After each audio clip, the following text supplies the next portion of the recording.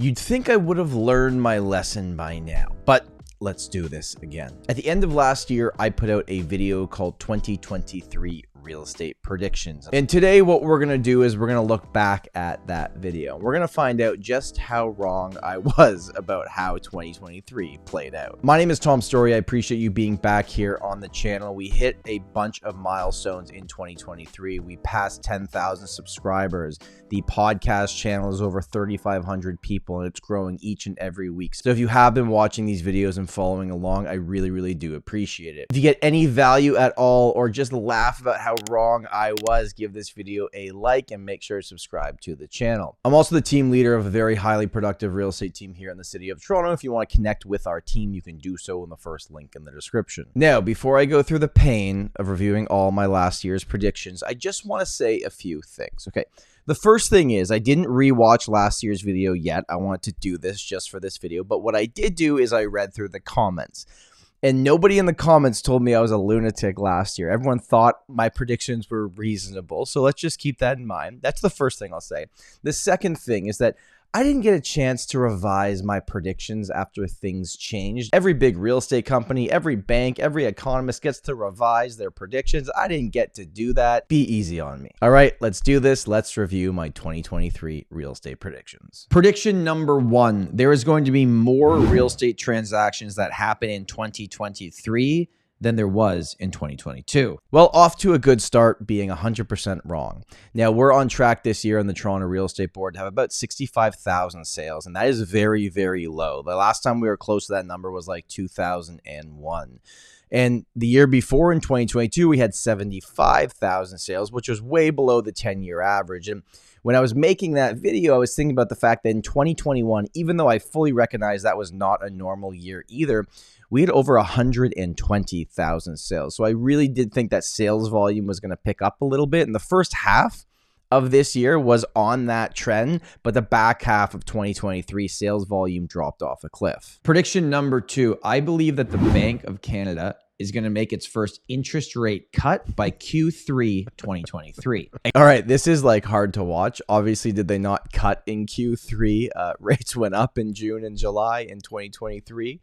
No, all things considered, we only had 3 rate hikes in 2023. And you know, it's looking like we're heading the other direction in 2024, but I'll save my thoughts on that for my 2024 real estate predictions. All right, let's see what I said for prediction number 3. Prediction number 3 is that the 5-year fixed rate by the end of 2023 is going to be somewhere between 4 and 4.5%. And I am 0 for 3. Now, this one's not too far off, and as of recording this video, fixed rates are going down, and it's possible that they could get under 5% by early 2024, but at the moment, they're still in the mid 5. So fixed rates did not come down at the pace that I thought they were going to in 2023. What's interesting is earlier in 2023, fixed rates were at 4.5%. With everything that was happening in the American banking system, the bond yield significantly came down, but they certainly didn't end the year that way. Prediction number 4.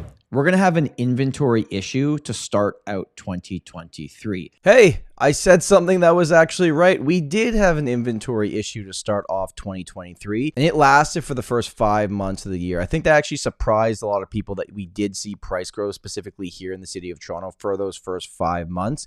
But after those 2 Bank of Canada rate hikes in the summer of this year, that's when the market really kind of tailed off. And we didn't see significant price drops, but I would say we had a major correction in sales. We had a sales correction, the number of transactions taking place.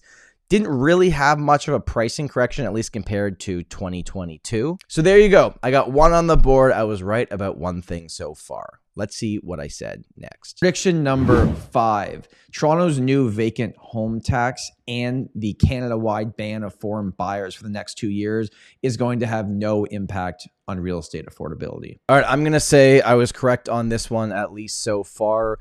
A lot of people thought, okay, you take out the foreign buyers, you're going to see a huge impact on housing prices. That's just not the case. The vacant home tax, I think just over 2,000 people in Toronto actually had to pay that tax. Now, that will impact affordability on the rental side of things, but overall, foreign buyer, vacant home tax have had nowhere near the impact on the market versus what interest rates have had as their impact on the market. Prediction number 6 is that the news headlines in the first 4 months of next year are going to be even more terrifying than normal. I think maybe that's 3 in a row. I may have been correct. The news headlines to start 2023 were terrifying, especially the February numbers looking at year over year from the market peak of February 2022. And those headlines have continued the entire year. And what's interesting, if you watch my last video, we talked about the fact that bad news is good news if you want inflation to come down. And I think we're all on the same page that we do want inflation to come down. And the scarier the news headlines are, less people are likely to go out there and spend a bunch of money on things, right? So hopefully that is going to keep things in check. These scary news headlines will never stop. This is Canadian real estate. Come on.